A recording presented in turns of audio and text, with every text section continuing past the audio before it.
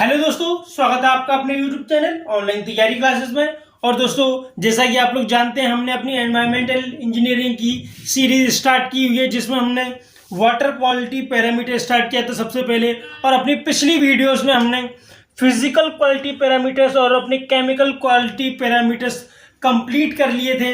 अगर आपने वो है वीडियो हमारी नहीं देखी है तो हमने उनका लिंक डिस्क्रिप्शन में दे रखा है, वहाँ से देख सकते हैं, या आप हमारे चैनल की प्लेलिस्ट में जाकर देख सकते हैं, जहां हम एनवायरमेंटल इंजीनियरिंग की कंप्लीट गेट सीरीज स्टार्ट कर चुके हैं और उसमें डेली अपडेट कर रहे हैं। डेली 1 से 2 वीडियो डेली उसमें अपलोड कर रहे हैं हम। ठीक है दोस्तों, तो आज की वीडियो क्या पढ़ने वाले हैं दोस्तों? आज की वीडियो हम पढ़ने वाले हैं बायोलॉजिकल क्वालिटी पैरामीटर्स। तो आज की वीडियो हम ये टॉपिक हमारे स्टार्ट करने वाले हैं। ठीक है दोस्तों, तो आइए स्टार्ट करते हैं अब हम इस वीडियो को। तो दोस्तों, अब हम biological water quality parameter start करने वाले हैं। तो दोस्तों, मैं बता दूंगा आपको कि जो बायोलॉजिकल वाटर क्वालिटी पैरामीटर्स हैं, इनमें हम जल्दी दोस्तों क्या पढ़ने वाले हैं, हम इनमें माइक्रो ऑर्गेनिज्म के बारे में पढ़ने वाले हैं। माइक्रो ऑर्गेनिज्म के बारे में दोस्तों हम पढ़ने वाले हैं, और उसमें भी हम क्या करने वाले हैं दोस्तों, मेनली पैथोजेंस के बारे में पढ़ने वाले हैं। और दोस्तों हम क्या करने वाले हैं, कॉलीफॉर्म को गिनने वाले हैं। कॉलीफॉर्म्स को हम दोस्तों गिनने वाले हैं, कह सकते हैं हम मेजर करने वाले हैं। ठीक है दोस्तों, तो जनरली हम इसमें अपने बायोलॉजिकल क्वालिटी पैरामीटर्स में ये सारी चीज़ें पढ़ने वाले हैं। अगर आपको कुछ चीज़ें पता है, कुछ चीज़ इसमें से नहीं पता है, तो कोई दिक्कत वाली नहीं, बात नहीं, हम आगे चल के सब चीज़ पढ़ने वाले हैं। दोस्तों, सबसे पहले पढ़ते हैं biodegradable organic matter. Biodegradable organic matter दोस्तों, ये हमारा कौन सा ऑर्गेनिक मैटर है? ये हमारा वो ऑर्गेनिक मैटर है जो डिकम्पोज हो जाता है। डिकम्पोज हो जाता है दोस्तों, इसे डिकम्पोज करते हैं कौन? Micro organisms. माइक्रो ऑर्गेनिज्म्स, ठीक है दोस्तों, डिकम्पोज्ड बाय माइक्रो ऑर्गेनिज्म। अब दोस्तों आता है हमारा नॉन बायोडिग्रेडेबल ऑर्गेनिक मैटर। दोस्तों, ये कौन सा हमारा ऑर्गेनिक मैटर है? ये हमारा वो ऑर्गेनिक मैटर है जो डिकम्पोज नहीं होता, not decompose by micro organism. ठीक दोस्तों, ये तो समझ में आ गई हमारा बायोडिग्रेडेबल ऑर्गेनिक मैटर, और ये हमारा नॉन बायोडिग्रेडेबल ऑर्गेनिक मैटर। ठीक दोस्तों, अब जो हमारे माइक्रो ऑर्गेनिज्म होते हैं वो डिकम्पोजिशन करते हैं दोस्तों, उनके भी बहुत सारे टाइप हो सकते हैं। जैसा पहले हो सकता है कि जो डिकम्पोजिशन हो रहा हो, जो डिकम्पोजिशन हो रहा हो वो किसमें, इन प्रेजेंस ऑफ ऑक्सीजन हो रहा हो, इन प्रेजेंस ऑफ O2 हो रहा हो, या हो सकता है जो डिकम्पोजिशन हो रहा हो वो इन एब्सेंस, मतलब ऑक्सीजन प्रेजेंट नहीं है उस केस में हो रहा हो। तो दोस्तों, जब भी डिकम्पोजिशन ऑक्सीजन की प्रेजेंस में हो रहा होगा तो उसे हम क्या कहेंगे दोस्तों? उसे कहेंगे हम aerobic respiration. Aerobic decomposition. Aerobic decomposition. और दोस्तों, जहां एब्सेंस ऑफ O2 में, यहां मतलब प्रेजेंस नहीं है O2 का, O2 है ही नहीं, उस केस में इसे क्या कहेंगे हम? उस केस में कहते हैं हम इसे एनारोबिक डिकम्पोजिशन। उस केस में कहते हैं हम इसे एनारोबिक डिकम्पोजिशन। ठीक है दोस्तों, तो ये हो गया एरोबिक डिकम्पोजिशन, एनारोबिक डिकम्पोजिशन। अब दोस्तों इनकी प्रॉपर्टी जान लेते हैं। तो जो दोस्तों हमें एंड प्रोडक्ट मिलता है, जो दोस्तों हमें एंड प्रोडक्ट मिलता है किसमें? एरोबिक डिकम्पोजिशन में। एरोबिक डिकम्पोजिशन का जो दोस्तों एंड प्रोडक्ट होगा वो कैसा होगा दोस्तों? वो होने वाला होता है हमारा स्टेबल। जो हमारा डिकम्पोजिशन होगा उसका एंड प्रोडक्ट क्या होगा दोस्तों? स्टेबल होगा। और जो डिकम्पोजिशन होगा, डिकम्पोजिशन का रेट कैसा होगा दोस्तों? डिकम्पोजिशन का रेट होने वाला है fast. Rate will be fast, मतलब ज्यादा जल्दी हमारा डिकम्पोजिशन स्टार्ट हो जाएगा, और ऑर्गेनिक मैटर है वो बहुत जल्दी डिकम्पोजिशन हो जाएगा उसका। किस केस में? एरोबिक डिकम्पोजिशन में। अब बट दोस्तों, अगर हम बात करें किसकी? एनारोबिक रेस्पिरेशन की, दोस्तों एनारोबिक डिकम्पोजिशन की, तो एनारोबिक डिकम्पोजिशन को मैं ब्लू से लिख रहा हूं। तो एनारोबिक जो हमारा डिकम्पोजिशन होगा दोस्तों, एनारोबिक डिकम्पोजिशन के केस में याद रखिएगा, जो एंड प्रोडक्ट होता है दोस्तों वो कैसा होता है हमारा? वो अनस्टेबल होता है। एंड प्रोडक्ट दोस्तों इस केस में क्या होने वाला है, इस केस में हमारा एंड प्रोडक्ट जो होने वाला है दोस्तों वो अनस्टेबल होने वाला है। और दोस्तों जो डिकम्पोजिशन का रेट होगा, डिकम्पोजिशन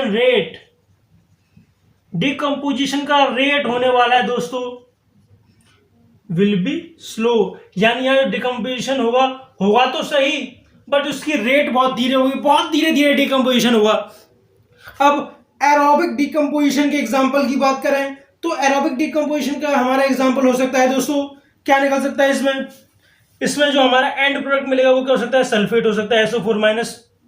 ठीक है दोस्तों, अब वही बात करें एनारोबिक डिकम्पोजिशन की तो इसमें हमें क्या मिल सकता है, इसमें हमें मिल सकता है NH3, अमोनिया, CH4। दोस्तों हमने CH4 का तो पढ़ा भी था कि ये तो एक्सप्लोसिव होती है, नेचर में क्या हो जाती है, फट जाती है ये। ठीक है दोस्तों, तो ये थे हमारे एंड प्रोडक्ट किसके, एरोबिक और एनारोबिक डिकम्पोजिशन के। ठीक है दोस्तों, अब थोड़ी और बात करते हैं डिकम्पोजिशन के बारे में, फिर हम पढ़ेंगे माइक्रो ऑर्गेनिज्म के बारे में। ठीक दोस्तों, अगला पॉइंट क्या है, अगला पॉइंट है हमारा कि it is easier to decompose aliphatic organic matter as compare to aromatic organic matter. दोस्तों OM क्या है, OM हमारा ऑर्गेनिक मैटर।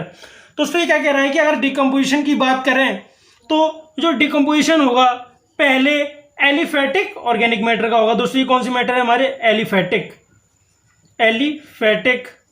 और दोस्तों ये कौन से हमारे, एरोमेटिक। और दोस्तों हम क्या कहते हैं, रिंग।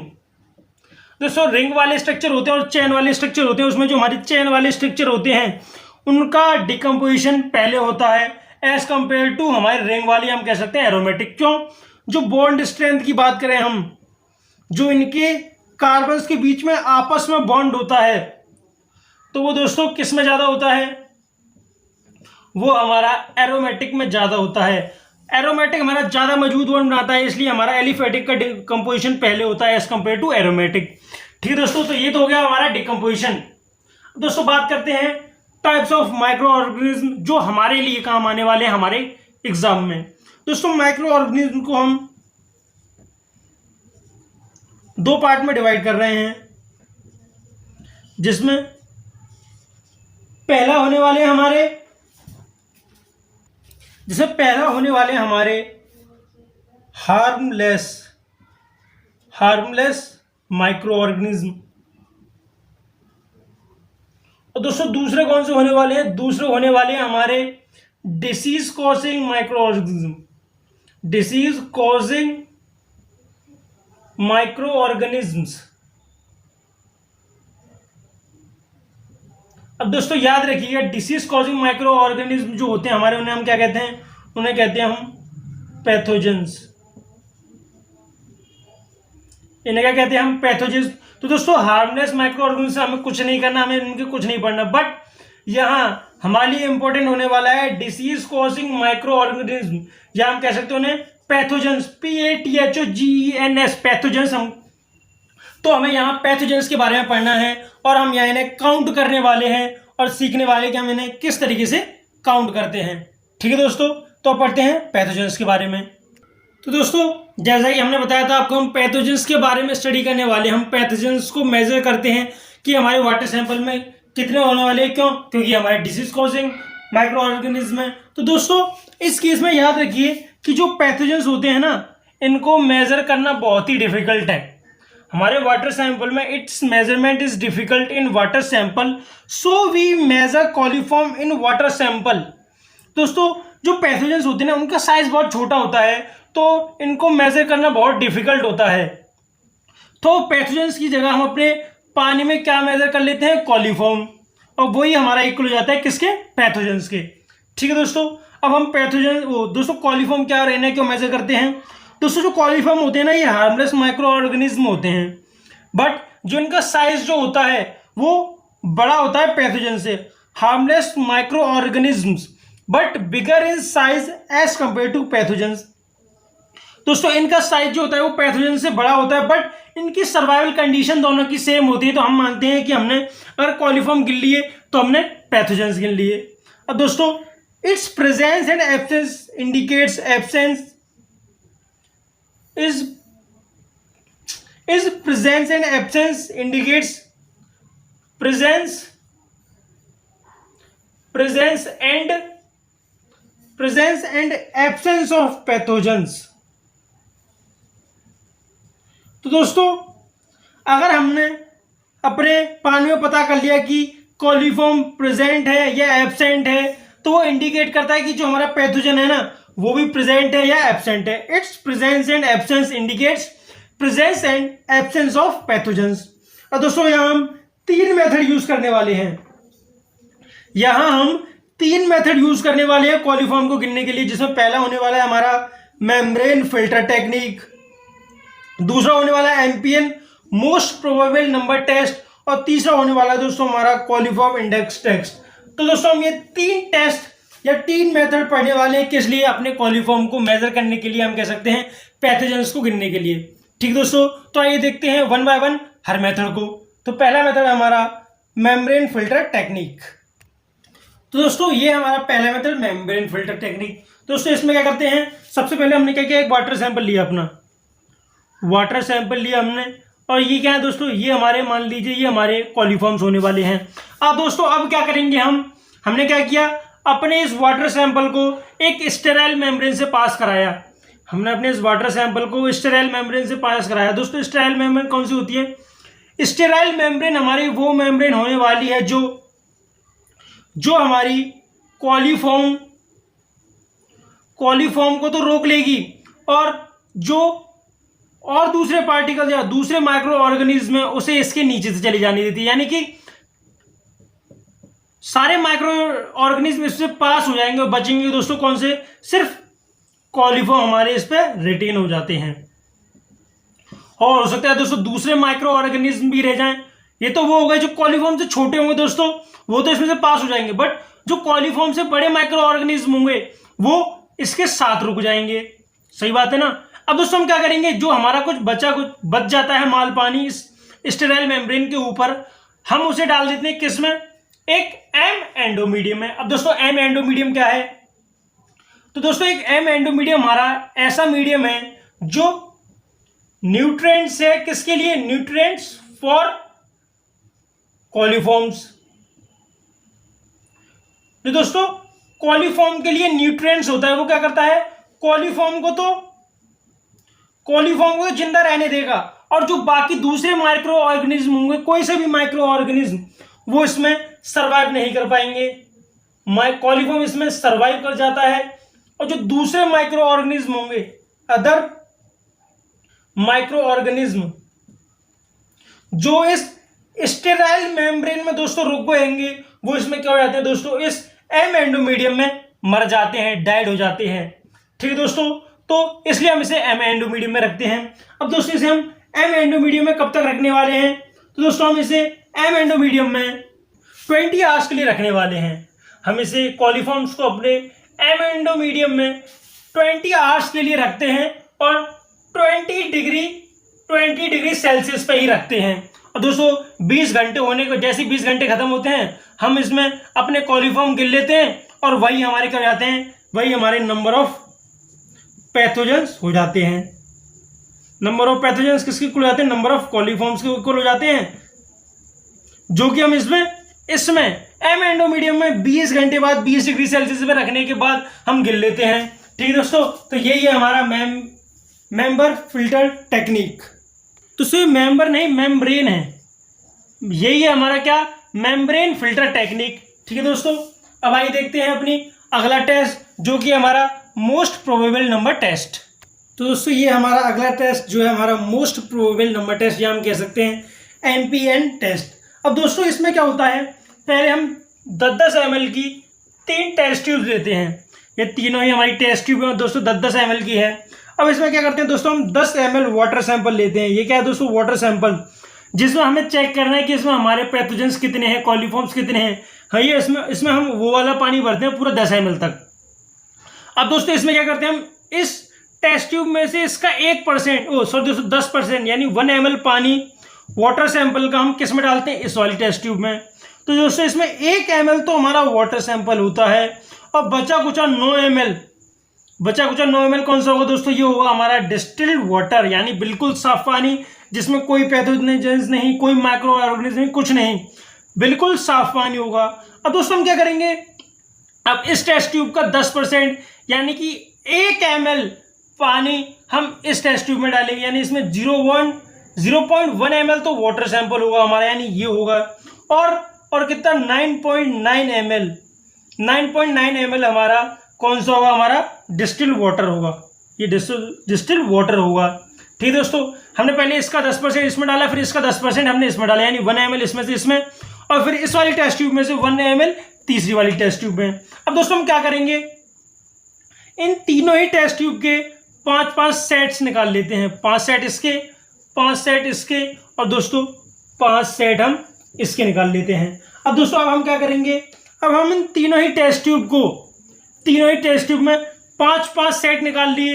अब हम इसमें क्या डालेंगे, हम दोस्तों इनमें एक न्यूट्रिएंट डालेंगे, उस न्यूट्रिएंट का नाम है दोस्तों इसमें भी हमने क्या किया, हमने अब इसमें कुछ न्यूट्रिएंट्स डाले। दोस्तों न्यूट्रिएंट्स का नाम क्या है, उसका नाम है हमारा लैक्टोज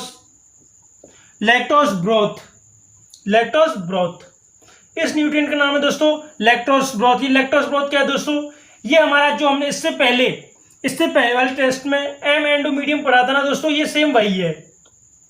ये भी हमारा कॉलीफॉर्म को सर्वाइव करने देता है, उन्हें बढ़ने देता है, और बाकी माइक्रो ऑर्गेनिज्म इसमें डेड हो जाते हैं।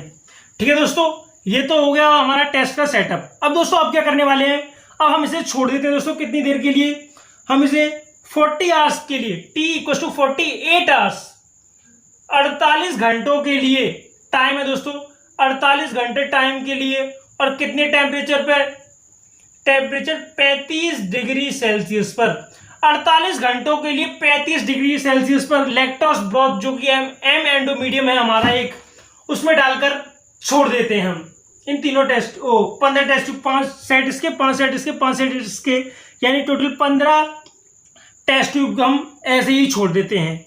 अब दोस्तों हम इसमें क्या चेक करते हैं, अब इसमें हम चेक करते हैं कि इन टेस्ट ट्यूब में से हमारी गैस निकल रही है या नहीं। इन टेस्ट ट्यूब में से हमारी अगर गैस निकली, अगर इन टेस्ट ट्यूब से हमारी 15 टेस्ट ट्यूब से गैस निकल रही है, तो हम कहते हैं कि जो हमारा पैथोजेंस है या कॉलीफॉर्म्स है वो इसमें प्रेजेंट हैं। जो पैथोजेंस है हमारे वो इन टेस्ट ट्यूब्स में प्रेजेंट हैं। ठीक है दोस्तों, तो यहाँ से हमें कंफर्मेशन होता है अगर आई इसमें से गैस निकली तो पैथोजेंस हमारे प्रेजेंट होने वाले हैं। और दोस्तों गैस कौन सी होने वाली है, गैस में बता दूं आपको CO2, कार्बन डाइऑक्साइड गैस निकली तो पैथोजेंस हमारे इन टेस्ट ट्यूब में प्रेजेंट हैं। अब दोस्तों हम क्या करते हैं, 1 बाय 1 सारी टेस्ट ट्यूब लेते हैं, 1 बाय 1 सारी टेस्ट ट्यूब लेते हैं। मान लीजिए हमने पहले टेस्ट ट्यूब ली 10 ml वाटर सैंपल वाली, फिर उसके बाद हमने टेस्ट ट्यूब ली कितने ml वाली, 1 ml वाटर सैंपल वाली, और उसके बाद हमने अगली ली 0.1 ml वाटर सैंपल वाली। अब हम क्या करेंगे दोस्तों, इनमें केसेस देखेंगे। मान लीजिए हमने पहला सेट निकाला, इसका पहला, और हमने देखा कि इसमें से गैस निकल रही है, यानी कि इसमें कॉलीफॉर्म प्रेजेंट है। फिर इसमें से भी गैस निकल रही है, इसमें भी कॉलीफॉर्म प्रेजेंट है, बट इसमें से गैस नहीं निकल रही तो इसमें कॉलीफॉर्म प्रेजेंट नहीं है। फिर दूसरा सेट निकाला, दूसरे सेट में भी देखा ऐसे ही कुछ हो रहा है, तीसरे सेट में देखा कि ऐसा ही कुछ हो रहा है। तो हमने 5 सेट देख लिए अपने कि किस में निकल रहा है, किस में नहीं निकल रहा। अब दोस्तों अब क्या करते हैं हम, अब हमारे पास एक स्टैंडर्ड टेबल दी गई है। अब दोस्तों काम आता है स्टैंडर्ड टेबल। तो दोस्तों हमें एक स्टैंडर्ड टेबल दी गई है जिसमें हमें केस दे रखे हैं।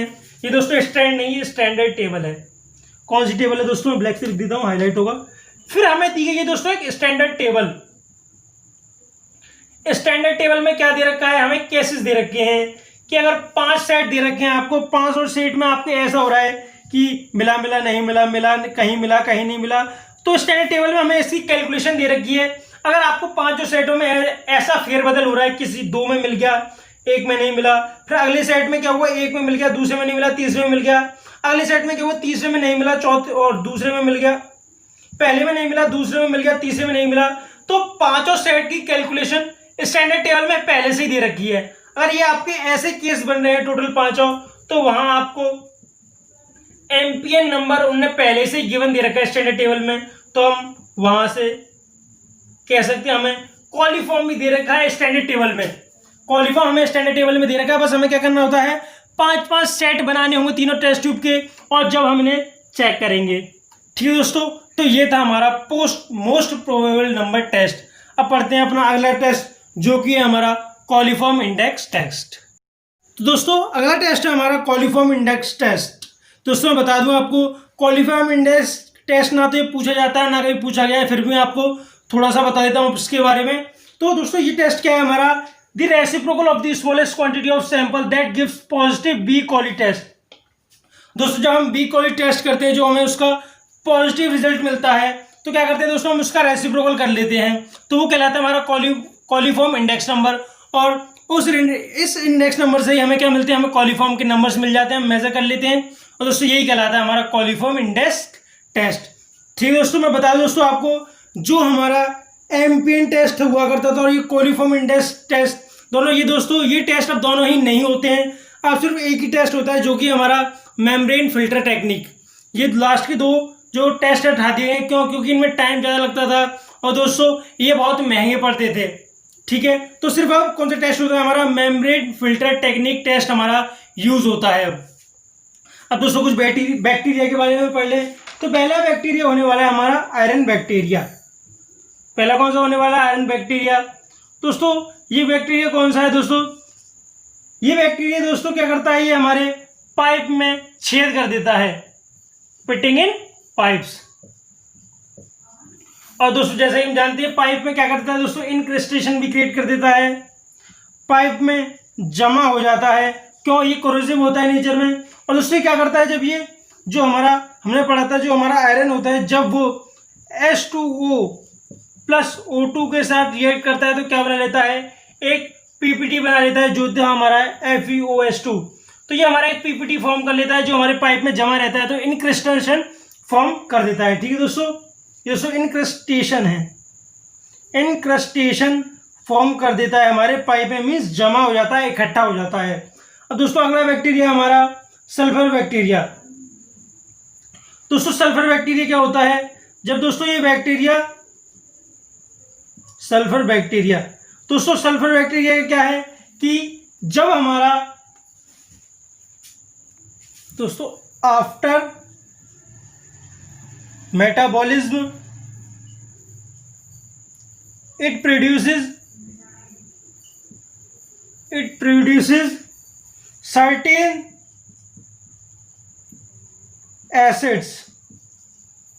acids which are harmful to concrete,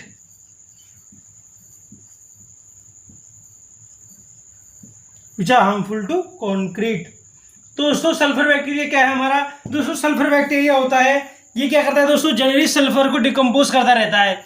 जब ये मेटाबॉलिज्म इसका कंप्लीट होता है तो दोस्तों ये क्या करता है, सर्टेन एसिड प्रोड्यूस करता है, जो कि दोस्तों हमारे कंक्रीट के लिए हार्मफुल होते हैं। सेम आयरन बैक्टीरिया का दोस्तों, जो हमारा आयरन बैक्टीरिया होता है वो क्या करता है दोस्तों, आयरन को डिकम्पोज करने लग जाता है, आयरन को सड़ाने लग जाता है, तो उससे हमारे पाइप में छेद हो जाते हैं। और क्या करता है दोस्तों, ये हमारा जो होता है आयरन बैक्टीरिया, ये हाइड्रोजन ऑक्सीजन का रिएक्ट करके एक पीपीटी फॉर्म कर लेता है, जो पाइप में हमारे में जमा हो जाने लगता है, और वो क्या फॉर्म कर लेता है, इनक्रिस्टेशन फॉर्म कर देता है। फिर पढ़ा हमने सल्फर बैक्टीरिया। ठीक है दोस्तों, तो आज हमारा बायोलॉजिकल क्वालिटी पैरामीटर्स कंप्लीट हो चुके हैं, तो हम कह सकते हैं हमारा वाटर क्वालिटी पैरामीटर्स आज हमारे कंप्लीट हो चुके हैं। ठीक है दोस्तों, मैं आपको एक टेबल और प्रोवाइड करने वाला हूं, जिस टेबल में क्या लिखा हुआ दोस्तों, इस टेबल में लिखा हुआ कि इन सारे जितने भी हमने केमिकल पैरामीटर्स पढ़े या हमने एमपीएन वैल्यू पढ़ी, कॉलीफॉर्म वैल्यू पढ़ी, तो इनकी एक्सेप्टेबल वैल्यू मीन्स कि हम अगर 1 लीटर पानी में कह सकते हैं, हम अगर 1 लीटर पानी में हमारी मान लीजिए कि हार्डनेस है, तो हार्डनेस का कुछ आएगी, इतनी हार्डनेस हो पानी में तो हमारी बॉडी के लिए नॉर्मल होने वाली है। मान लीजिए क्लोराइड है, तो क्लोराइड कितना हो हमारे 1 लीटर पानी में जो हमारे लिए एक्सेप्ट हो। जैसे हमने फ्लोराइड का पढ़ा था कि अगर 1 mg पर लीटर से कम हो फ्लोराइड, तो ये हमारी बॉडी के लिए अच्छा इफेक्ट करता है, हमारे दांतों के लिए अच्छा इफेक्ट करता है, ये हमने पढ़ा था। और 1.5 से ज़्यादा हो तो दांत टेढ़े हो जाते हैं, दांत पीले हो जाते हैं, हमने ये पढ़ा था। तो फ्लोराइड की एक्सेप्टेबल वैल्यू क्या होने वाली है, फ्लोराइड की एक्सेप्टेबल वैल्यू होने वाली है 1.5। हमारी फ्लोराइड की मैक्सिमम वैल्यू क्या होने वाली है, 1.5 mg पर लीटर होने वाली है। दोस्तों मैं आपको अगली वीडियो में एक ऐसी टेबल देने वाला हूँ जिसमें इन सब की एक्सेप्टेबल वैल्यू लिखी होंगी, जो आप याद कर सकते हैं और पेपरों में काफ़ी काम आती है। ठीक है दोस्तों, तो हमारा वाटर क्वालिटी पैरामीटर्स कंप्लीट हो चुके हैं। अब हम स्टार्ट करने वाले हैं अपना अगला टॉपिक, जो कि हमारा ट्रीटमेंट ऑफ वाटर। बट उससे पहले हम क्या देखेंगे, हम प्रीवियस ईयर क्वेश्चन देखेंगे जो हमारे गेट में आए हुए हैं। ठीक है दोस्तों, इससे पहले हमने केमिकल पैरामीटर्स पे लगा लिए क्वेश्चन, अब हमारे बायोलॉजिकल पैरामीटर्स पे और कुछ क्वेश्चन केमिकल पैरामीटर्स की भी रह रहे हैं। अगली वीडियो में हम वो सारे क्वेश्चन देखने वाले हैं। ठीक है दोस्तों, तो आज के लिए बस इतना ही। अगर वीडियो अच्छा लगा हो तो वीडियो को लाइक करें और चैनल को सब्सक्राइब करें। मिलते हैं आपसे अगली वीडियो में, तो जब तक के लिए जय हिंद, जय भारत।